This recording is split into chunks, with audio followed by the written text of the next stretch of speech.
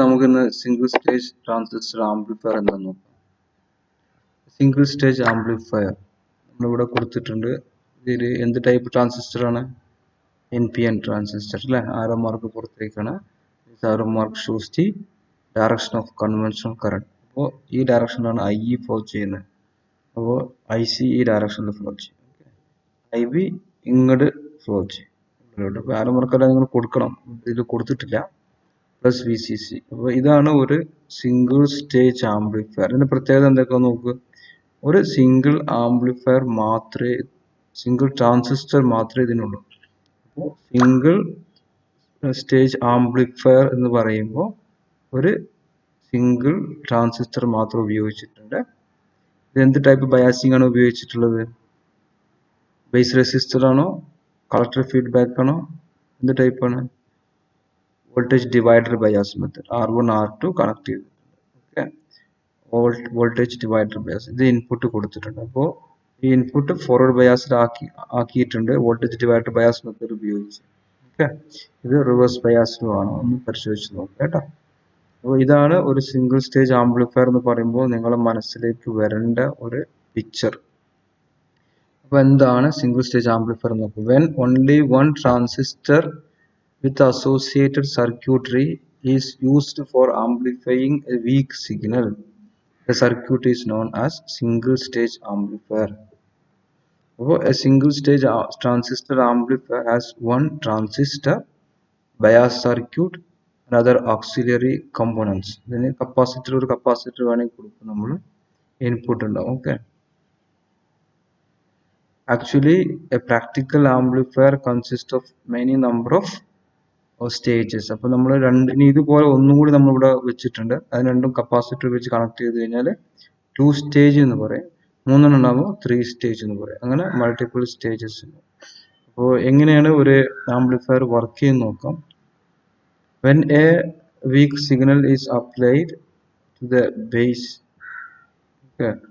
Base current starts to flow through the circuit and due to the transistor action a much higher IC flows through the load RC, and RC value നമ്മൾ ഒരു 4 to 10 kilo ohm ആണ്. വലിയൊരു resistor ആണ് നമ്മൾ fit ചെയ്യുന്നത് കരുതുക. അപ്പോൾ large current ഇതിൽ പോകുമ്പോൾ സമയത്ത് ഓംസിലെ വെച്ചിട്ട് വോൾട്ടേജ് എന്തായിരിക്കും? കറണ്ട് കൂടുതലാണ്, റെസിസ്റ്റൻസ് കൂടുതലാകുമ്പോൾ വോൾട്ടേജ് സ്വാഭാവികമായിട്ടും കൂടുതലായിരിക്കും. Thus, a weak signal applied in the base circuit appears in amplified form in the collector circuit. It is the way of transistor amplification. ഒരു എക്സാമ്പിൾ നമ്മൾ കൊടുക്കുമ്പോൾ, suppose V R applying A 0.1 voltage, changing voltage, that means a change of 0.1 signal, 0.1 signal, input signal produces a change of 2 milliampere collector current. നമ്മൾ 0.1 voltage change നമ്മൾ input signal കൊടുക്കുമ്പോൾ it produces base current flow ചെയ്യും, അതിനനുസരിച്ച് collector current. അപ്പോൾ നമുക്ക് എന്തുണ്ടാവുന്നുണ്ട്? ഒരു high collector current, suppose 2 milliampere collector current ഉണ്ടാവുന്നുണ്ട് കരുതുക. നമ്മൾ കൊടുത്ത റെസിസ്റ്റർ 5 കിലോ ഓം ആണ് കൊടുത്തിട്ടുള്ളത്. നമ്മളൊന്ന് കാൽക്കുലേറ്റ് ചെയ്ത് നോക്കുക. 2 milliampere into 5 kilo ohm is equal to 10 voltage. അപ്പോൾ 0.1 voltage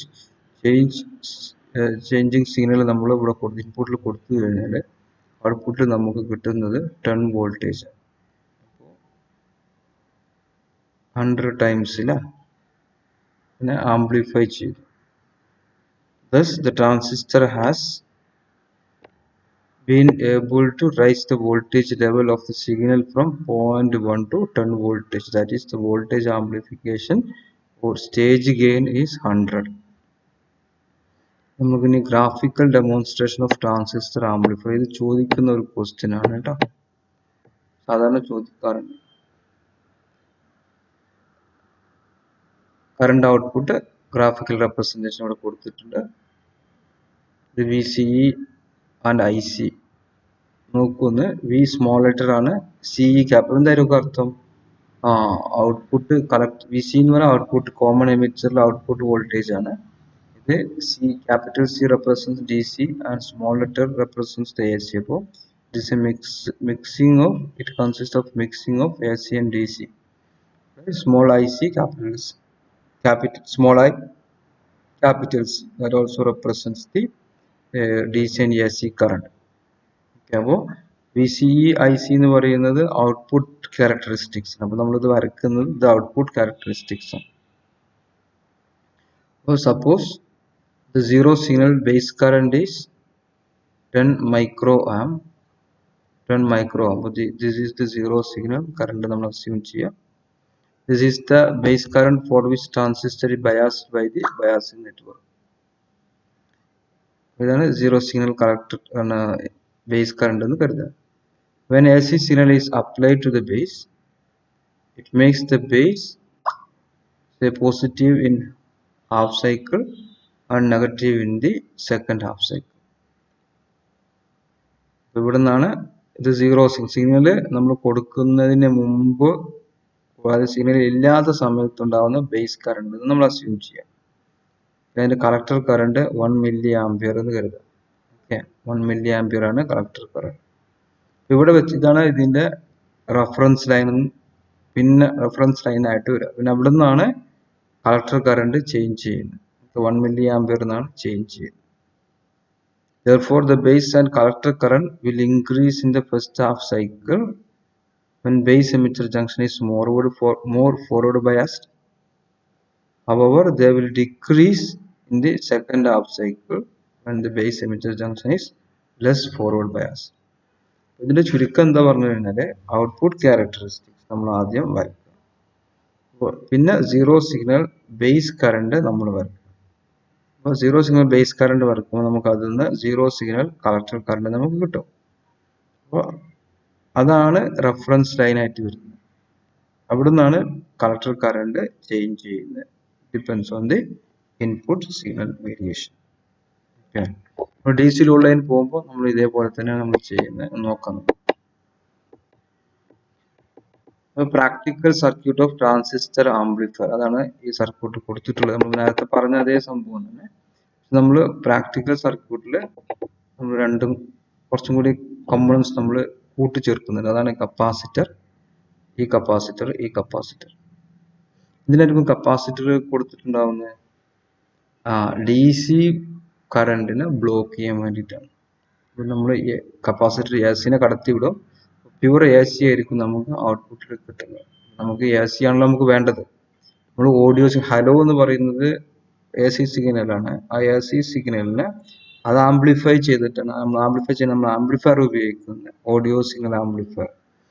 അപ്പോൾ നമുക്ക് അവിടെ എ സി ആണ് ആംപ്ലിഫൈ ചെയ്യേണ്ടത്. അപ്പോൾ എ സി മാത്രം നമുക്ക് കിട്ടാൻ വേണ്ടിയിട്ടാണ് നമ്മൾ കപ്പാസിറ്റർ ഉപയോഗിക്കുന്നത്. ഈ പ്രാക്ടിക്കൽ സർക്യൂട്ടിൽ വരുന്നത് ഒന്ന് ബയാസിങ് സർക്യൂട്ടാണ്. അപ്പോൾ ഈ പോർഷൻ ആണ് ബയാസിങ് സർക്യൂട്ടിലെ വോൾട്ടേജ് ഡിവൈഡർ ബയാസ്. ഇതിലെ ഓരോ ടേംസ് നിങ്ങൾ നോക്കുക. V C C, I C plus I C two, R C, ഇതൊക്കെ നിങ്ങൾ നോക്കുക കേട്ടോ. എന്താണ് ഇത് സ്മോൾ ലെറ്റർ കൊടുത്തത്, ക്യാപിറ്റൽ ലെറ്റർ കൊടുത്തത് എന്നൊക്കെ ഞാൻ നേരത്തെ പറഞ്ഞു, വീണ്ടും പറയുന്നില്ല. അപ്പോൾ ബയാസിങ് സർക്യൂട്ട് നമ്മളിവിടെ ഉപയോഗിച്ചിട്ടുള്ളത് വോൾട്ടേജ് ഡിവൈഡർ ബയാസ് ആണ്, കോമൺ എമിറ്റർ ആണ്. നേരത്തെ പറഞ്ഞിട്ടുണ്ട് നമ്മൾ എന്തുകൊണ്ടാണ് കോമൺ എമിറ്റർ ഉപയോഗിക്കുന്നത്, വോൾട്ടേജ് ഡിവൈഡർ ബയാസ് നമ്മൾ കോമൺ ആയിട്ട് ഉപയോഗിക്കുന്നത് എന്തുകൊണ്ടാണ് നേരത്തെ പറഞ്ഞു, വീണ്ടും പറയുന്നില്ല. അപ്പോൾ the resistor R1, R2, RE form the biasing and stabilization circuit. The biasing circuit must establish proper operating point, otherwise a part of the negative half cycle of the signal may be cut off in the output. അപ്പോൾ proper operating point fix ചെയ്യാൻ വേണ്ടിയിട്ട് നമ്മൾ biasing circuit നമ്മൾ അതിനനുസരിച്ച് fix ചെയ്തു. അതായത് നമ്മൾ mid point biasing എന്ന് പറയും. അതായത് ക്യൂ പോയിന്റ് ലോഡ് ലൈനിന്റെ സെന്ററിൽ വരുന്ന രീതിയിൽ നമ്മൾ ഫിക്സ് ചെയ്യും. അതാണ് മിഡ് പോയിന്റ് ബയാസിങ് എന്ന് പറയുന്നത്. കുറച്ച് കഴിഞ്ഞാൽ അത് പറഞ്ഞുതരാം. Then input capacitor Cin. Okay. An electrolyte capacitor Cin about 10 microfarad is used to couple the signal to the base of the transistor. If it is not used, the signal source resistance will come across R2 and thus change the bias. ഇത് നമ്മൾ ഇത് signal സോഴ്സിൽ നിന്ന് DC ഇങ്ങോട്ടേക്ക് വരാണ്ടിരിക്കാനാണ് നമ്മൾ ഇത് ഉപയോഗിച്ചിട്ടുള്ളത്. നമ്മൾ അത് ഉപയോഗിച്ചിട്ടില്ലെങ്കിൽ R2 അക്രോസ് ആയിട്ട് വോൾട്ടേജ് ഡ്രോപ്പ് ഉണ്ടാവും. അത് ബയാസിങ്ങിന് നേരത്തെ പറഞ്ഞു ഇതൊരു ബാറ്ററി ആയിട്ടാണ് ആക്ട് ചെയ്യുന്നത്. ഇവിടുത്തെ വോൾട്ടേജ് ഡ്രോപ്പ് അത് ഈ ബയാസിങ്ങിന് വേണ്ടിയിട്ടാണ്. അപ്പോൾ ഇത് വോൾട്ടേജ് ചേഞ്ച് ചെയ്യുന്നതനുസരിച്ച് ഇവിടെ ബയാസിങ്ങിലും വ്യത്യാസം വരും. അപ്പോൾ നമുക്ക് ആംപ്ലിഫിക്കേഷനെ ബാധിക്കും. Then emitter bypass capacitor CE.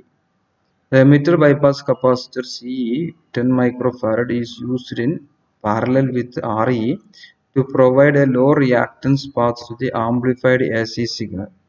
If it is not used, then amplified AC signal flowing through RE will cause a voltage drop across it, thereby reducing the output voltage. അതായത് ഈ CE നമ്മൾ ഉപയോഗിച്ചിട്ടില്ലെങ്കിൽ ഇവിടെ ഔട്ട്പുട്ടിൽ വരുന്ന AC സിഗ്നൽ ഇതിലൂടെ flow ചെയ്യും. ഇത് flow ചെയ്ത് കഴിഞ്ഞാൽ ഇവിടെ വോൾട്ടേജ് ഡ്രോപ്പ് ഉണ്ടാകും. ആ വോൾട്ടേജ് ഡ്രോപ്പ് നമ്മൾ ഔട്ട്പുട്ട് വോൾട്ടേജിനെ ബാധിക്കുന്നത് കൊണ്ട് ഈ വോൾട്ടേജ് AC കൊണ്ടുള്ള വോൾട്ടേജ് ഡ്രോപ്പാണ് കേട്ടോ. AC കൊണ്ടുള്ള വോൾട്ടേജ്. അപ്പോൾ AC കൊണ്ടുള്ള വോൾട്ടേജ് ഡ്രോപ്പ് നമ്മളിവിടെ കുറക്കാൻ വേണ്ടിയിട്ട് നമ്മളിവിടെ കപ്പാസിറ്റർ ഉപയോഗിച്ചു. ഓക്കെ. Coupling capacitor CC. അപ്പോൾ നമ്മൾ വേറെ ഒരു ഇത് കപ്ലിംഗ് കപ്പാസിറ്റർ ഉപയോഗിക്കുന്നത് വേറെ ഒരു സ്റ്റേജും കൂടി ഉണ്ടെങ്കിൽ അതിനെ കപ്പിൾ ചെയ്യാനും ഔട്ട്പുട്ടിൽ AC മാത്രം കിട്ടാനാണ് നമ്മൾ CC ഉപയോഗിക്കുന്നത്. Coupling capacitor about 10 microfarad couples one stage amplification to the next stage. If it is not used, the bias conditions of the next stage will be drastically changed due to the shunting effect of RC. അതായത് അതിന് DC വന്ന് അടുത്തിൽ നമുക്ക് voltage drop ഉണ്ടാക്കും. അപ്പോൾ നമ്മൾ അടുത്ത സ്റ്റേജിനെ അത് ബാധിക്കും. പിന്നെ വേരിയസ് സർക്യൂട്ട് കറണ്ട്സ് നമ്മൾ IB ഇവിടെ കറണ്ട് സർക്യൂട്ട് കറണ്ടുകളൊക്കെ കണ്ടല്ലോ. ഇതിന് IC, IC2, I1, IB plus IB ഇതിന്റെ സിമ്പലുകൾ ലെറ്ററിന്റെ സൈസൊക്കെ നിങ്ങൾ നോക്കുക കേട്ടോ. എന്താ നേരത്തെ പറഞ്ഞിട്ടുണ്ട്, ഇവിടെ ഞാനത് പറയുന്നില്ല. അപ്പോൾ നമുക്ക് ബേസ് കറണ്ട് നോക്കാം.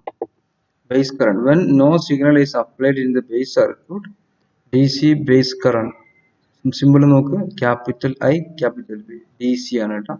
flows due to the biasing circuit. When AC signal is applied, AC base current IB, AC base current represented by small letter, okay, baby letter, small I, small b also flows. Therefore, with the application of signal, total base current represent ചെയ്ത് നോക്ക്, small I യും capital B അത് രണ്ടും mix ചെയ്തിട്ട് is given by capital IB plus small I. ഓർത്തിരിക്കുക കേട്ടോ. അതുപോലെ collector current represented by IC equal to IC plus IC. ഇപ്പോൾ നമുക്ക് അറിയാം ക്യാപിറ്റൽ IC എന്ന് പറയുന്നത് ബീറ്റ IB ആണ്. അതുപോലെ സീറോ സിഗ്നൽ കളക്ടർ കറണ്ട് ആണ്. then collector current due to signal small IC equal to beta small IB. അതുപോലെ emitter current IE equal to IB plus IC, IE equal to IB plus IC. Mix ചെയ്ത് വരുന്നത് IE equal to IE plus IE. Then we can also approximate IE equal to IC and IE equal to IC small letter.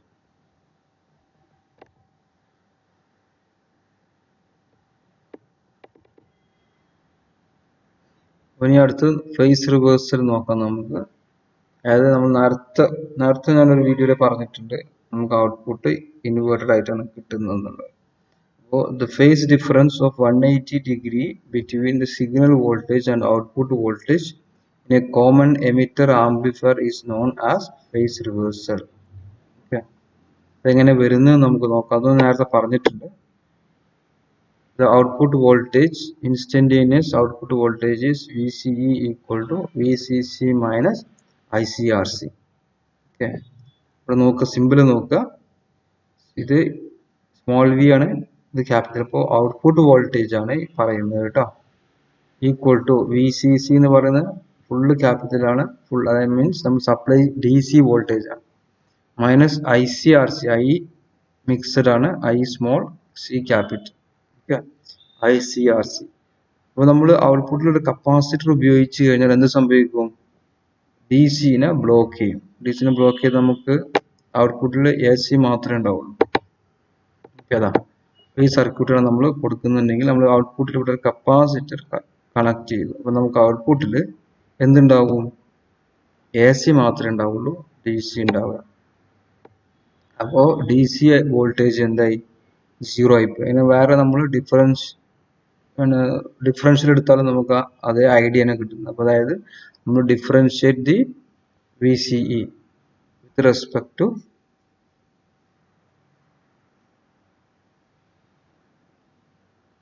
Differentiate ചെയ്യുമ്പോൾ ഒരു changing VCE എടുത്തു കഴിഞ്ഞാൽ changing VCക്ക് അനുസരിച്ച് change ചെയ്യുന്നില്ല. അപ്പോൾ അത് 0 ആയിപ്പോയി, കോൺസ്റ്റന്റ് ആണ്, അത് കോൺസ്റ്റന്റ് ആണ്. അപ്പോൾ നോ ചേഞ്ച് ഫോർ VCC. ബാക്കി DIC/RC കോൺസ്റ്റന്റ് ആണ്. DVC equal to minus DIC/RC. വേറെ രീതിയിൽ എടുത്തു കഴിഞ്ഞാൽ നമുക്ക് ഔട്ട്പുട്ടിൽ AC മാത്രമേ കിട്ടുള്ളൂ കേട്ടോ. This negative sign shows that output voltage is 180 degree out of phase with the input signal. നമ്മൾ ഗ്രാഫിക്കൽ ഡെമോൺസ്ട്രേഷൻ നമുക്ക് നോക്കാം. ഇത് ചോദിക്കുന്ന ഇപ്പോൾ ഈ ഫേസ് റിവേഴ്സിൽ ചോദിക്കാറുണ്ട് ചില സമയങ്ങളിൽ. അപ്പോൾ ഈ ഗ്രാഫിക്കൽ റെപ്രസെൻറ്റേഷൻ നമ്മൾ ഓർത്തിരിക്കണം. ഓക്കെ, അപ്പോൾ നമ്മൾ നേരത്തെ ഞാൻ പറഞ്ഞു ഔട്ട്പുട്ട് ക്യാരക്ടറിസ്റ്റിക്സ് VCE IC നമ്മൾ വരച്ചു. ഔട്ട്പുട്ട് ക്യാരക്ടറിസ്റ്റിക്സ് നമ്മൾ വരയ്ക്കുന്നത് ഇതാ IB. Okay, constant IB.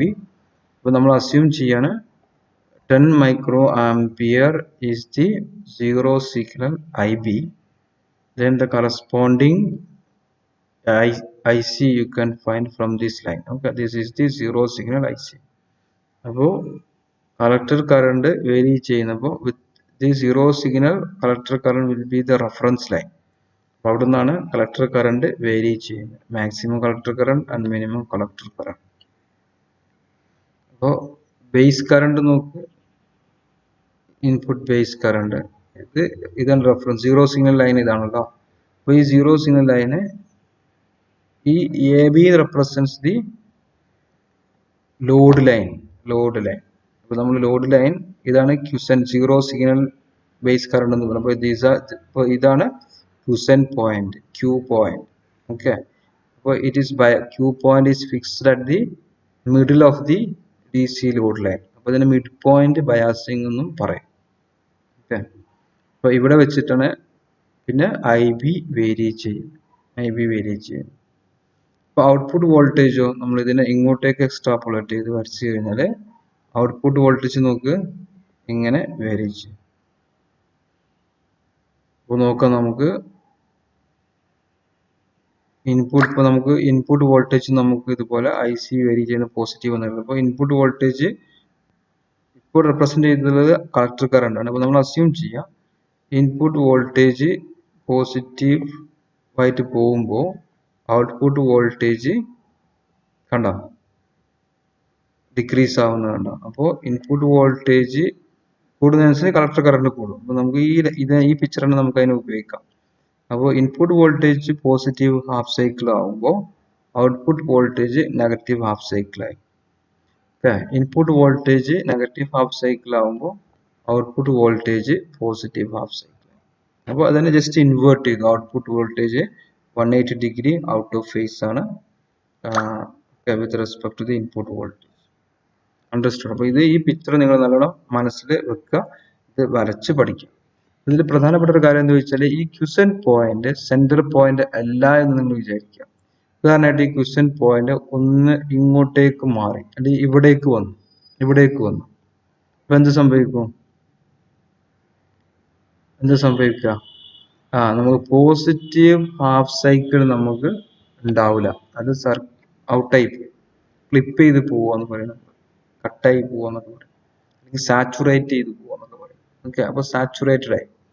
അപ്പോൾ പോസിറ്റീവ് ഹാഫ് സൈക്കിൾ ഉണ്ടാകും. നമുക്ക് കാണാൻ പറ്റുന്ന നമുക്ക് കിട്ടുന്നത് നെഗറ്റീവ് ഹാഫ് സൈക്കിൾ മാത്രമായി കിട്ടുന്നത്. നെഗറ്റീവ് ഹാഫ് സൈക്കിൾ ആയിരിക്കും.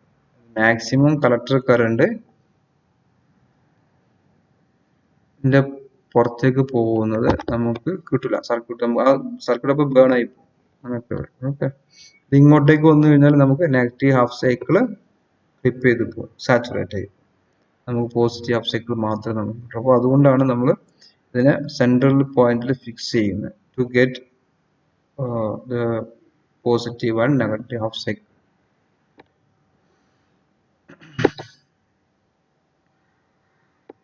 അതിവിടെ കറക്റ്റ് ആയിട്ട് ഈ പ്രോബ്ലത്തിൽ പറഞ്ഞിട്ടുണ്ട്. ഈ പ്രോബ്ലത്തിൽ